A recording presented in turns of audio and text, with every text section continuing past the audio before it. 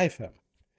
It's sad for the whole country, the fact that we lost Baba, and the fact that today, where, the viewing of his body at Kasarani Stadium turned out chaotic, and we had to lose more lives. We've already lost Baba, and we ended up losing more Kenyans. We lost, at least the number that I've seen confirmed, about 3 people have been shot dead by the security forces, the people who are supposed to be protecting us. Literally, they are the people who have been killing us. I don't want to say that there was a situation that made the police use the live bullets, live ammunition. What was that kind of a security breach that the security forces could not control? These people, they've already shown us the incompetence to manage logistics, incompetence to manage the crowd. What does it teach you? What does it tell you? That if Kenyans were to be like this, chaotic like this, the security forces will be overwhelmed. And what is the end result? Shooting people with live ammunition. This is one lesson to learn, that the people can always overwhelm the security forces. That is one thing that we should learn.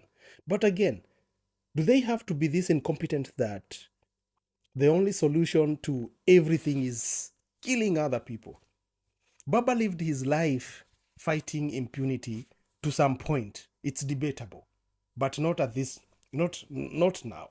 Let at least give him his last respect and all that, because again, Baba still remains to be Baba, regardless of the things that he has done during his last phase of politics.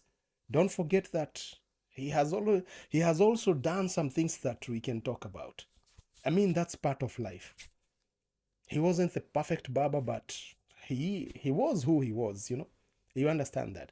I mean, look at it. Forget the fact that a lot of people idolized him and he was seen as a small god or something, because to some point, when we thought about Baba, we couldn't, see him not being in the country. We couldn't get that picture of him not being alive.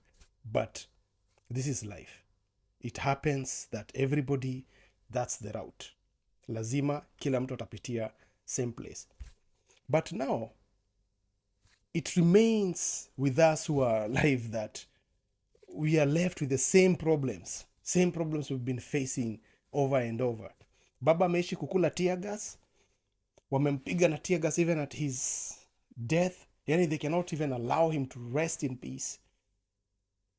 The mourners went there to mourn Baba because they are his followers and all that.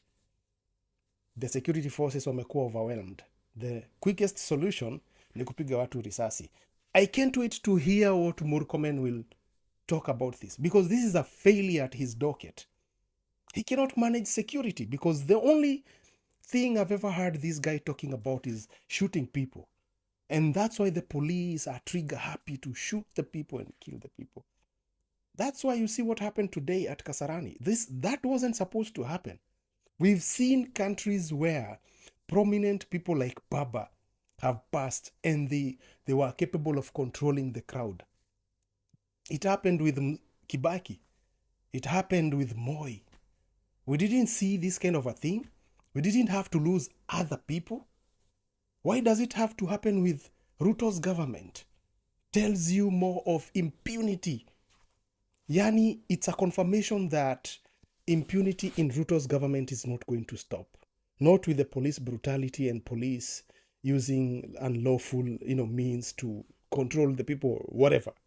Because as much as that docket is being headed by Murkomen, with all the incompetence, we are not going to see any stoppage of whatever that is happening or whatever that we have seen today at Kasarani. First and foremost, this is something they could have taken control of, take great measures on how to move the logistics of Baba, how to move everything. But again, we are talking about Murkomen and his docket. Incompetence pro max. That's it. You can't convince me and tell me otherwise.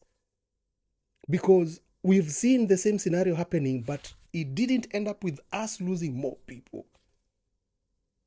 So Baba can't even rest in peace simply because we have this corrupt government. It's really sad. It's really sad that we had to lose more people, more lives. Well, we are mourning one life and we had to lose more. Does that mean that there are some lives that are not important than the others? Or does it mean that Baba's life is more important than the Kenyans that we've lost? Is that the thing? Baba is already gone. Why did we have to lose more lives that are alive? Why do we have to make more families cry? It doesn't make sense. But again, they won't do anything. And of course, I remember there's a program for compensating the families that have lost their loved ones, probably be given a million bob or something, because that's what our lives, the normal common mwananchis, are worth. This is crazy. It's madness, yani. As much as we are mourning Baba, I tend to believe or think that all lives matter and all lives should be protected and valued.